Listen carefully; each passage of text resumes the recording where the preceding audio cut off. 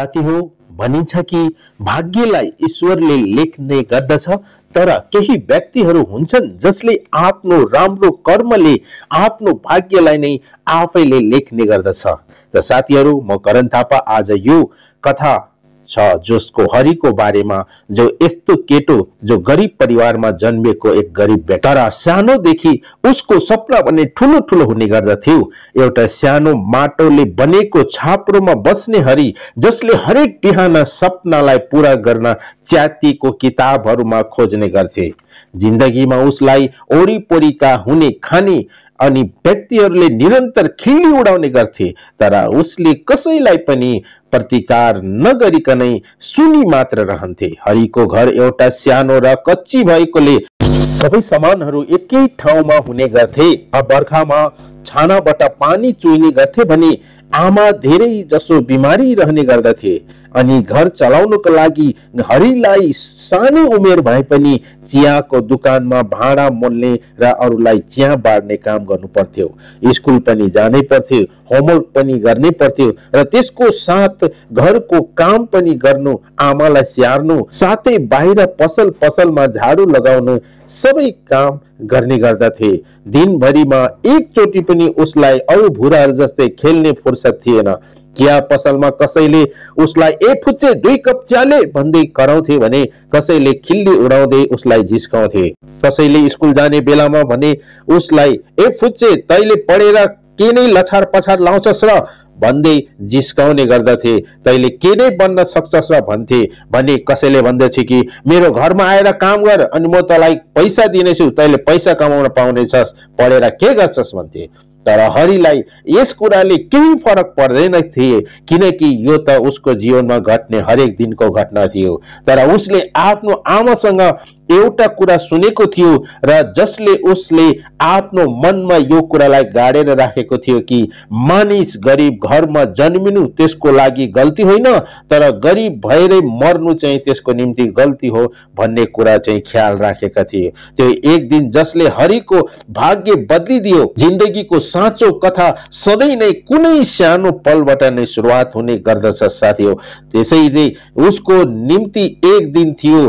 त्यो दिन जाडोको महिना, बिहानको बेला टुसारोहरू चारैतिर, टुसारोले सबै कुरा भुइँलाई ढाकेको थियो, अनि त्यसको अथवा पसलमा धेरै मानिसहरू पनि थिएन।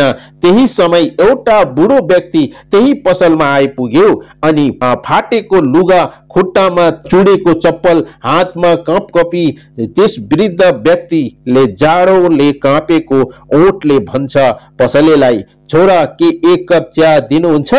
तर पसलेले त्यस व्यक्तिलाई भन्ने गर्दछ, पैसा छ भने चिया पाइन्छ, होइन भने चिया छैन।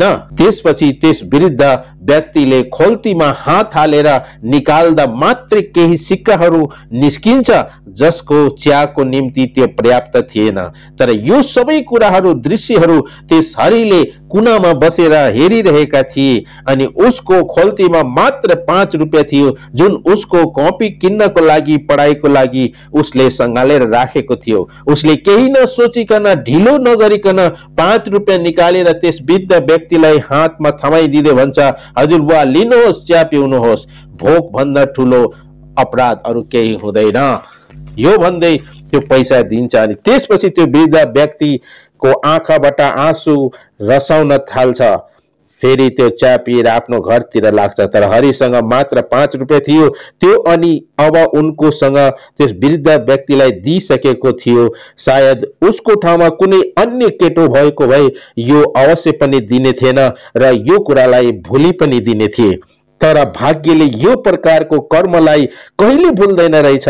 3 दिनपछि बित्दा नबित्दै त्यो वृद्ध व्यक्ति त्यही पसलमा आए, र त्यसपालि उसँग एउटा ठुलो र महँगो गाडी थियो, राम्रो सुकिलो लुगा लगाएको थियो, र अरू मानिसहरू पनि उसँग बडीगार्ड जस्तै आएका थिए। त्यस पसल साउ दङ्ग परे र हेरिरहे। सबैको आँखा अब त्यो धनवान वृद्ध व्यक्तितिर थियो। त्यस वृद्ध व्यक्तिले हरिलाई आफ्नो सामुन्ने बोलाएर भने, छोरा, जुन बेला तिमीले मलाई चिया पियाइरहेको थियो, तिमीले एउटा वृद्ध मानिसलाई होइन बल्कि आफ्नो भाग्यलाई नै किनिरहेका थियो। त्यो सानो केटो हरिलाई यो सब कुरा जुन आफ्नो आँखा अगाडि घटिरहेका थिए त्यसमा विश्वास भइरहेको थिएन। त्यस वृद्ध व्यक्तिले अगाडि फेरि भन्नुभयो, कुनै सामान्य व्यक्ति होइन, म राजवीर सिंह हुँ।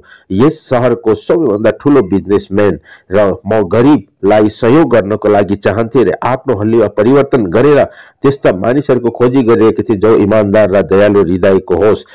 तिमीले त्यो पहिलो मानिस हो जसले कुनै स्वार्थ बिना नै सहयोग गर्यो। त्यसकारण भनिएको छ नि, धन्य हो त्यो व्यक्ति जसले दया देखाउँछ किनकि त्यसले दया पाउनेछ।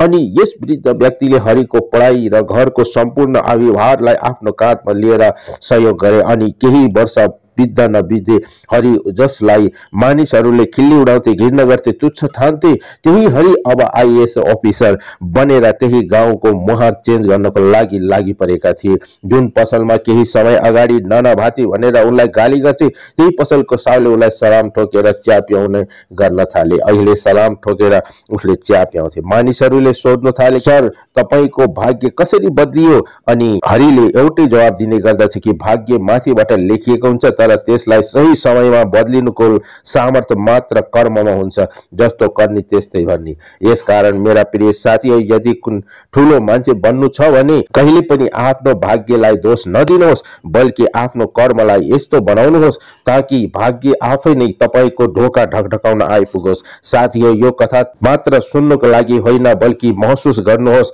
यदि तपाईको कथा सुनिरहनु भएको छ भने त्यसबेला हृदयमा कुनै महसुस र हलचल हुन्छ भने तपाई पनि हरि जस्तै बन्न सक्नुहुन्छ। मात्र कर्म गर्नुहोस् र जान्नुहोस् त्यो दिन तपाईको नजिक आइपुगेको छ। प्रिय साथी हो, यदि यो कथा तपाईलाई मन पर्यो भने एउटा लाइक अवश्य गर्नुहोस् र आफ्ना साथीभाइमा शेयर गरिदिनुहोस्। त पूर्ण भिडियो हेर्नुको लागि धन्यवाद छ। अनि साथीहरू, तपाई यदि हाम्रो यस च्यानलमा नयाँ हुनुहुन्छ भने यस च्यानललाई सब्स्क्राइब गरी बेल आइकन थिच्न नबिर्सिनुहोस्। अनि साथै स्वस्थ रहनुहोस्, मस्त रहनुहोस्, अनि God bless you. Bye bye.